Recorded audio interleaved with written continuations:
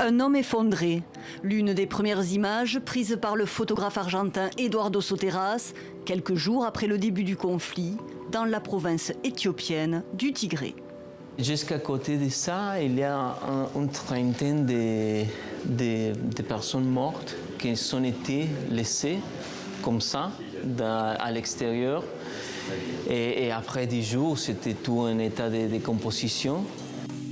Des cadavres, des blessés, des villages ravagés, des maisons endommagées par les bombardements. Dès l'offensive lancée le 4 novembre dernier contre le Front de libération du peuple du Tigré qui gouverne la province, le Premier ministre éthiopien a restreint l'accès à la région. Eduardo Soteras est le premier autorisé à entrer, le premier à témoigner. Images et récits difficiles, même pour un reporter habitué au terrain de guerre. Le plus dur, toujours, dans les conflits, c'est de parler avec les victimes. Pour moi, c'était très difficile, comme homme, comme père d'une petite fille, de parler avec les victimes de violences sexuelles.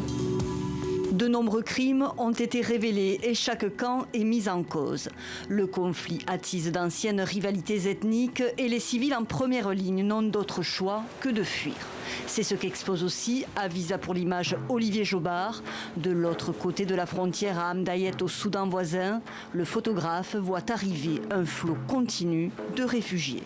C'est la rivière Tézégué où les gens sortaient, fuyaient, et de l'autre côté, c'est déjà l'Éthiopie. Les gens qui sont arrivés dans l'urgence étaient complètement sonnés en fait. Hommes, femmes et enfants placés dans un camp de transit avant d'être contraints de nouveau à partir. Parce que c'est une zone frontalière avec le Soudan et l'Éthiopie, c'est une zone qui est compliquée, il y a des tensions. D'ailleurs, en ce moment, les tensions ne sont pas tarées, au contraire, ça continue. Et surtout, l'accès est difficile pour l'aide humanitaire. Ils les ont mis à 8 heures de bus, plus dans les terres, dans un camp totalement perdu, au milieu de rien, où là, ils ont découvert la vie de réfugiés. Donc ça veut dire ne pas pouvoir travailler, ne pas pouvoir sortir du camp, une vraie prison à ciel ouvert.